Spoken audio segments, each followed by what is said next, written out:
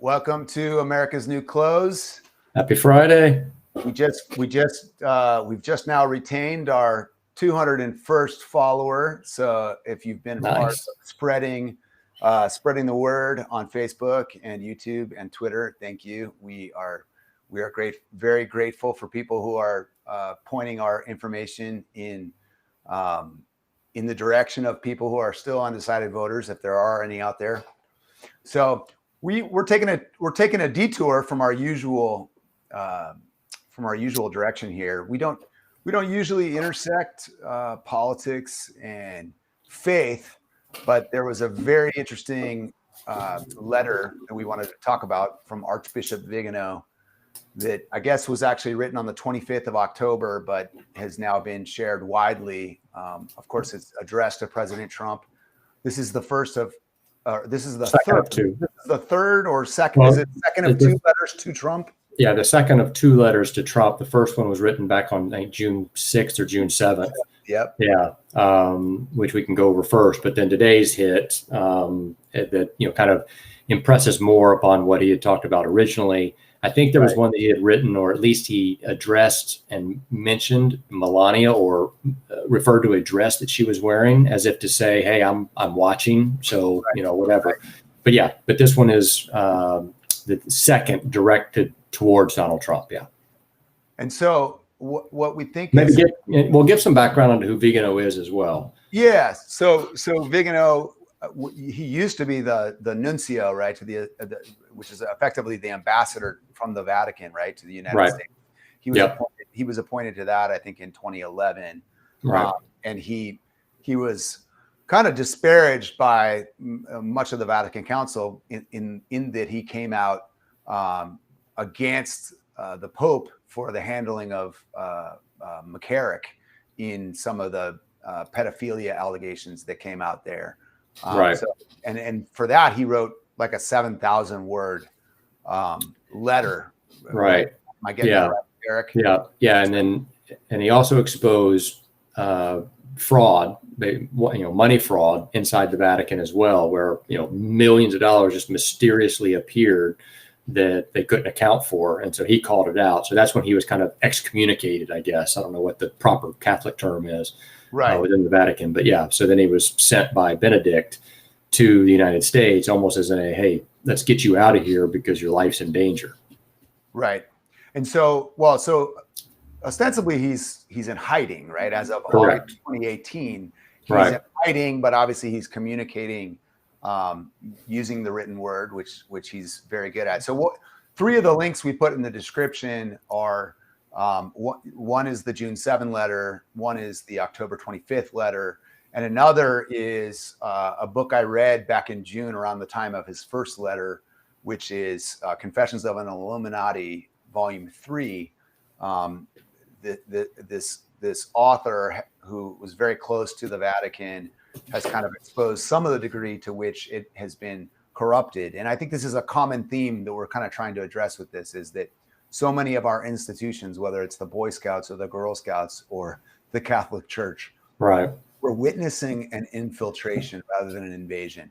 We're witnessing people coming up through the ranks of these institutions, these organizations, who are willing to break it down, and break it down in ways that are, like boiling a frog in water. Very slowly, you don't realize how much the edifice is being chipped away at. But now we're landing at a place where you have the Pope, speaking in very Marxist terms about global warming and social justice in ways that we just haven't witnessed before. And in a lot of ways, it's probably turning off a lot of parishioners to their church. Sure. Yeah. And that goes back to and I don't know how to say the name in French, but the Saint Gaillon Mafia or something like that, which is where the upper echelon of, I guess, maybe the donors to the Catholic Church or whatever, basically created a roundtable of how do we place a socialist Marxist Pope into the papacy, right, and make him the Pope. And so there was this, we got to get Benedict out and bring somebody else in so we can speed this up. And it all goes back to now as you're looking at the Great Reset, the World Economic Forum, Agenda 21, and you can get into all that mess, but it all aligns. And now with Vatican partnering with China for $1 billion, where they hadn't had any communication with them since 1951, I believe. Right. And they just joined with them for $1 billion to allow, this is what's amazing, to allow the Chinese to, one, pick the bishops, but destroy the church in China while the Vatican pushes communism from the papacy for being sold out for $1 billion. So Vigano has witnessed all of this. He's seen it all coming down the pike. And so he's speaking out on it. And supposedly Benedict, who's now I think sick and possibly on his deathbed in Germany, but he has, up until he left for Germany, I think about a month and a half, 2 months ago, maybe, he was still, and I mess up the word every time, Mike, so help me out, but he was still giving the apostolic prayers. Yeah. So he was still giving apostolic prayers and wearing the all white. And there's a lot of historians that have studied the Catholic Church that say you can only do that if you are the Pope. So is he still the Pope? But Pope Francis is kind of the Pope right now in drag, I guess, so to speak, since, he is in a way Marxist, and he's spreading the communism and Marxist from the church, from the papacy. So it's very interesting. But Vigano goes into saying Donald Trump, this was in the June letter. He started out his letter in June. In society, Mr. President, these opposing realities coexist as eternal enemies, just as God and Satan are eternal enemies. He's referencing back to the opening where he says, in recent months, we have witnessed the formation of two opposing sides that I would call biblical, the children of light and the children of darkness. And he goes into define, who's the children of light, who's the children of darkness. And it goes into the offspring of the woman, offspring of the serpent. But it starts to define and look into everything that we're witnessing now with the division going on. And specifically calls out the deep state, that it looks like the children of darkness are the deep state. They're conspiring to overtake everything. And get him out. So, and it just filters through his letter in a very, I would say, dark way. And, because he's, in a way you read through it, you're like, wow, this is depressing. But it's actually, in my opinion, it's a voice of hope, right? He's saying, hey, we're going to defeat this, but times are troubling right now. And you look at the war we're up against, going from, he calls out the investigations that were underway against Trump and COVID-19 emergency, or is it COVID emergency, not only in the healthcare, but also in the politics, economy, and the media.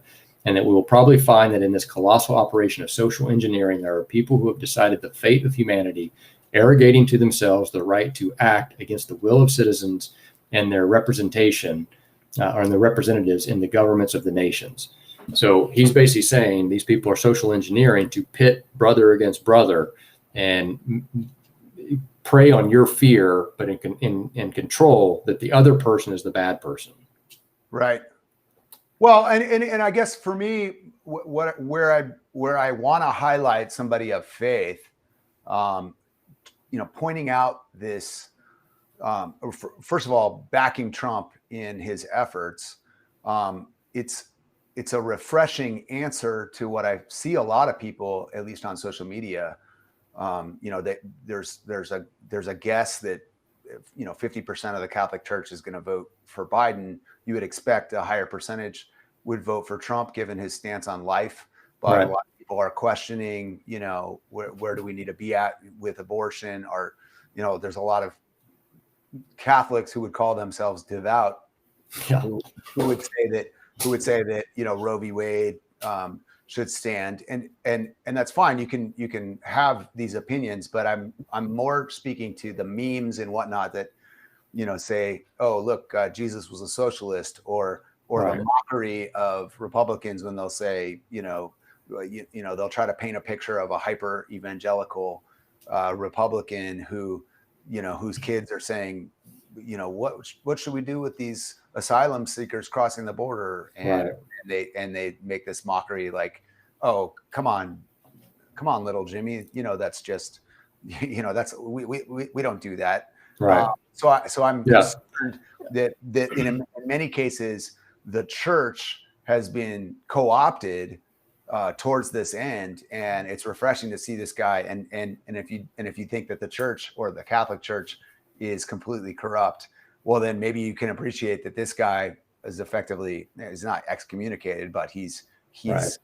he's in hiding. He was because he called out corruption, right, and signaled that, hey, we're doing this all wrong and we need to correct ourselves. And Pope Francis didn't like that. So, and it's not Pope Francis, but papacy. The council. It's related to the fact that Kamala was given a lot of clear evidence when she was Attorney General of the state of California. Right.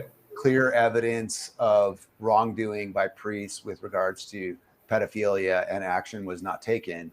Right. So you have to look at it, and I don't know what the answer is, but what's the devil's bargain that's being made here at a very high level? Right. Yeah. And in her guilt, not only was nothing that she covered it up, right? The guy says, look, I had more evidence to prosecute more priests and people in the Catholic Church than is possible, than you can possibly imagine. And it got buried. Once she got named as the AG, it literally got swept aside. So documents destroyed, evidence destroyed, everything else. So she was trying to protect them because the Catholic Church came to her and said, look, we'll give you money. We'll help fund your campaign, but you got to make this go away. So, and I read somewhere, and I think Dr. Taylor Marshall in his podcast mentioned it, that Biden was actually at some point here within the last couple of years, I believe, in a Catholic church in Pennsylvania, he was denied the Eucharist. Because they were like, dude, you stand for abortion, right? And you stand for all this stuff that's antithetical to the church. So no, I'm not giving you, right? And the Pope, right, and the Vatican came out and said, well, you can't do that. And he's like, well, sure I can. I take an oath of the church to not do this, right? So again, to your point, you're seeing this happen across the board, that if, everything's being infiltrated, government's being infiltrated.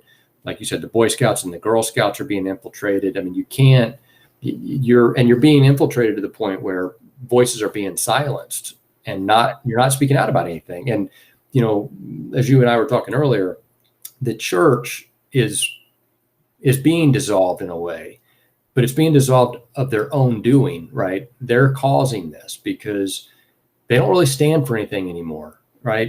We just want to expand the parishioners because we want more money. Right. It's not, I'm teaching the Bible. If you don't want to be in the church because I'm teaching the Bible, then fine, go find another church.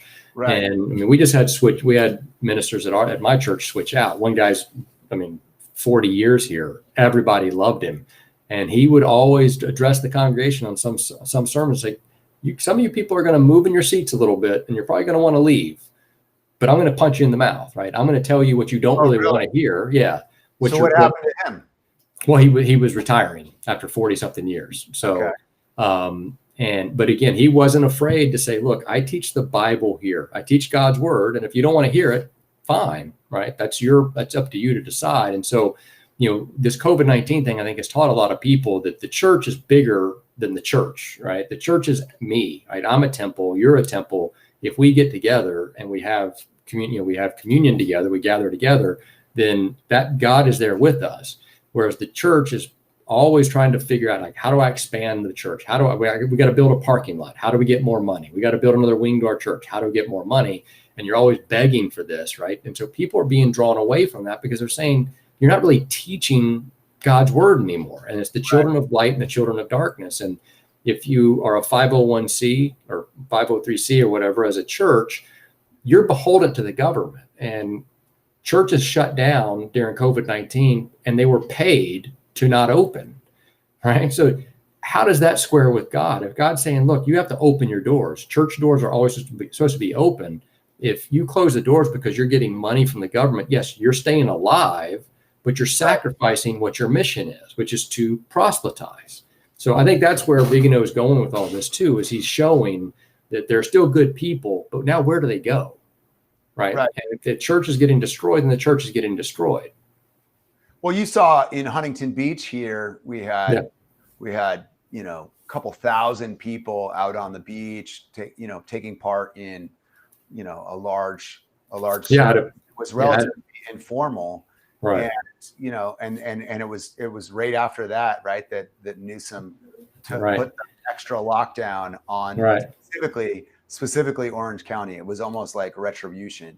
Right. So well, and it was interesting, because a friend of mine got baptized at that, her and her daughter. Oh, yeah. And so, and what she was saying is that, all the police showed up to hand out their fines and give their tickets, and the people just started singing louder, right, and singing their biblical songs. Then you see that Sean Fight, I think is his name or whatever.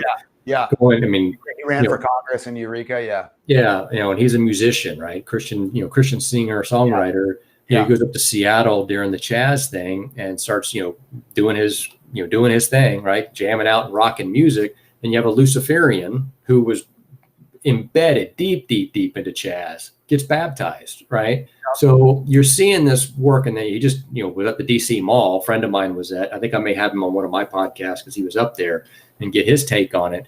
And he was just like, there are like 10,000 people, right, singing and just all together, and everybody's happy, right? That's the one thing. You see these people, and yes, they're super spreaders, right, not wearing masks, but they're happy, they're singing, they're faithful, right? They're wanting to make sure that their voices are heard. And you're watching this now again break outside of the church. It's leaving the four walls of the church, and it's going out the way God said, or Jesus said to his apostles, go out, spread the word, right? Get outside. You stay right here just because I'm, God or whatever, I'm telling you to stay here because there's a purpose I have for you. Otherwise, get out and go and spread the word. Right. And so you're seeing that on the beaches in Huntington Beach. You're seeing it from him in Portland. He was here in Atlanta. He did Nashville, Washington, D.C., Chicago. He's been everywhere. And they aren't small gatherings. I mean, they are gatherings that sometimes as large as a Trump rally. So he's getting a lot of people. Well, I mean, but I thought that Vigano's letter, speaking to this, this rise in cases, he called it the Great Reset, which of course, Time Magazine has its whole series on the way that capitalism needs to be redefined, the way that, boards, companies and corporations need to completely redefine the way that they embrace all these different minority communities in being representative. I think it was very telling that he's using the same language that we're hearing even in the media and calling it out at the same time. And it's just a necessary voice. And I hope so many people read this letter, read these letters, and consider the fact that, at the end of the day, Democrat, Republican, a lot of people will ultimately turn to their own spiritual instincts to decide who's the right choice for president. And while you're going to hear a lot of people who are, kind of mocking some of the Christian precepts, you now have a guy who very clearly is a legal scholar and a man of faith, who is absolutely certain in writing these letters to Trump that Trump is on the right side of history here. Yeah, he talks to read it. Yeah, he talks that a global plan called the Great Reset is underway. Its architect is a global elite that wants to subdue all of humanity, imposing coercive measures with which to drastically limit individual freedoms and those of entire populations. Clearly, we're living that now, right? More in some states and more than others. Behind the world leaders who are the accomplices and executors of this infernal project, there are unscrupulous characters who finance the World Economic Forum and Event 201, promoting their agenda. The purpose of the Great Reset is the imposition of a health dictatorship aiming at the imposition of liberticidal measures hidden behind tempting promises of ensuring a universal income and canceling individual debt. And of course, that's what they're going to do, right? You want this vaccine, right? Or you want to be able to travel, you get this vaccine, but we're going to give you $10,000 a month or $1,000 a month, whatever it is, take away your property, right? Because, we're going to dissolve your mortgage. But guess what? Now you're beholden to us. We get to dictate to you what you're going to do. So they're trying to, which is what one of the tenets of communism is, right? Abolish property rights. So now, when you now look at what Biden's plan is and Kamala's plan and the Democrats' plan, right, to go into the suburbs and strip away zoning rights. So now you can have a beautiful, if you worked your butt off to move out to the suburbs to provide for your family, and you're in a 6-bedroom house because you got 5 kids, and you're in a 3,000, 3,500 square foot mansion. Well, guess what? Now can go up right next to you, affordable housing. right? And by affordable housing, they may build 100 apartment units. Well, now obviously your property value drops. And so they're trying to incentivize basically having no property and having no right to your property and make it a communion, right? It's all community. We all got to be together. For the greater Hillary, right. Like Hillary said in her 2016 campaign, right? It's all for the community raises the child, right? The neighborhood, not you as a parent, right? Takes a village, yeah. Takes a village. And that's just one of the tenets of communism, and the Catholic Church is pushing that, and Vigano is rightfully calling that out. Well, yeah, faith in the family are the last stands against communism. I mean, correct. If they can disintegrate the American family, and they can disintegrate the spiritual system that people have in place to answer to a higher authority than their state, right? But then it's no holds barred, right? Now, and so now you're in a position where you're going to have outright authority, and the state is our God, and good luck after that. Right. So what other group that has really come out in the last several years is their mantra, right, is dissolution of the family, the patriarch, and subjection to government. We want government to solve our problem. Yeah. Get rid of faith. BLM. Yeah.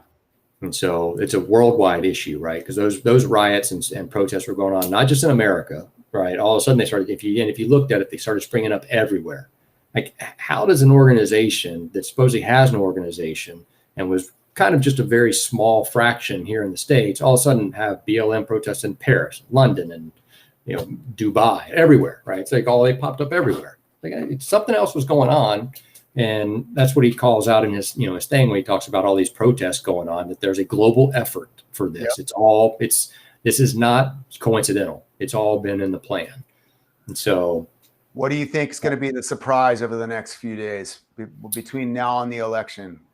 Well, I said last week that, I thought by Thursday, being yesterday, that you would start to see Democrats kind of in damage control and kind of freaking out at watching the early votes come in, or I shouldn't say votes because we don't know what the votes are, but early ballots coming in, right, and in-person voting.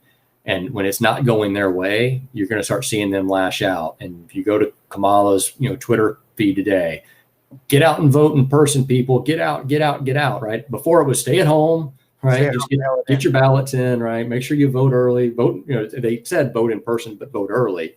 Right. But get your ballots in. Now, Miami-Dade County. Right. I mean, it's Maricopa County in Phoenix is just about to go red. Right. I mean, you're starting to see this now where the Republicans are truly getting out their vote and Democrats aren't. And, Politico put out an article yesterday about, some Democrat insider in full panic mode about, what's going on in Miami-Dade County. Another article today was, I think, addressing Ohio, Pennsylvania, Michigan, and Iowa, I think, or Nevada. I'm sorry, Nevada. They're freaking out, right? They're watching all the trends start coming. So the surprise, honestly. Biden's in Minnesota right now. I mean, correct. And Obama securely in the blue, that should be a blue state that he easily wins. Right.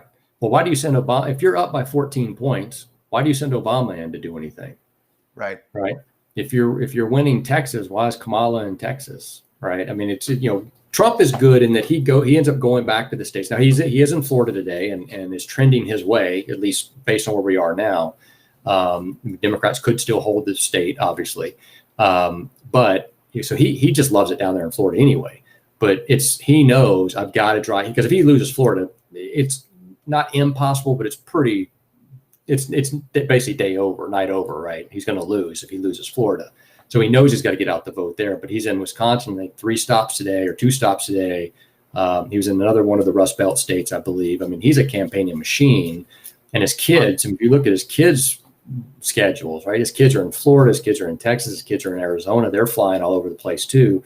Hunter Biden, he must be in a psych ward somewhere, right? He's holed up somewhere. I mean, you would think Hunter would be like, I need my father to be president because I'm going to get super uber rich. So you'd think he'd be out campaigning. None of Biden's kids are out campaigning for him. Why is that? All right. So, but I think that's the surprise. I think the surprise is we get, on Sunday, on the Sunday shows, they're going, the Jake Tappers, they're and the Stephanopoulos, they're going to be, hey, so how's this early voting thing going? We're seeing some slippage going on. What do you think?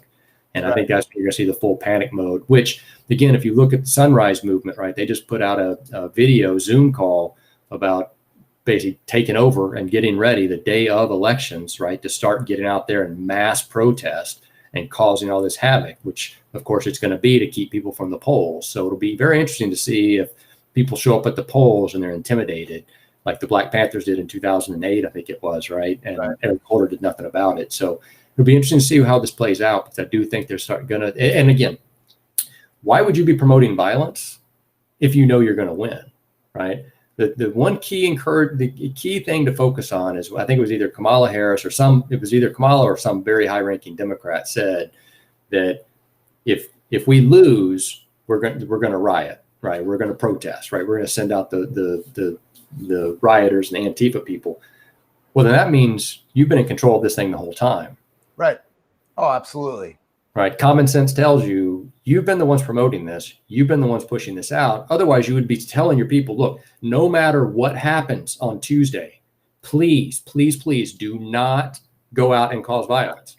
Exactly. But they're saying, if this, get out and cause chaos and riot in the streets and protest because he cheated. And that's what they're setting up for. I went in this one on a podcast the other day. What they're setting up for is they're showing these polls. They're getting these ABC, NBC polls, Washington Post to show these 14-point leads and 17-point leads or whatever, so that they can say when Trump wins, how did this happen? We may have gotten it wrong in 2016, but we learned there is no way this happened. He had to cheat. Well, if he cheated, shamed every last person who voted for Trump or had an inkling of red, cowering into their secret ballot to vote their heart and purpose. Right. Well, here's let's see, where is it? I read a thing today that in Florida, the Biden campaign, just in Florida alone, has 1,000 election attorneys and election people to start to get ready to protest the vote. 1,000. Like, what do you need 1,000 people for? The only way you need 1,000 people is that your plan is, we're going to lose and we're going to go in and make this such a difficult process for people to get their hands around and overwhelm the system. Who's undemocratic now? Yeah, exactly, right? Yeah. The voice of the people doesn't matter anymore. It's the voice of the people we want to be the voice, right? So like Glenn Greenwald, witnessed yesterday, right? And the Cheryl Atkinsons of the world or whatever. They get, you have to toe our line or we're going to kick you out. Oh yeah. His own publication. Yeah. People need to read this Vigano letter. Send it to people of faith who are on the fence or looking at the possibility of actually voting for Biden. I think it's an important piece. It's great that it's out there, and people just need to educate themselves. Obviously we can't go deep, but there's tons of information on this guy on Wikipedia, and I think he's a worthy guy to look at, and I hope people do. Yeah. Well, let's be on the lookout for any other breaking news. Thanks for sharing our stuff, and thanks. And we'll see you guys very soon. Yeah, thank you. All right. See you.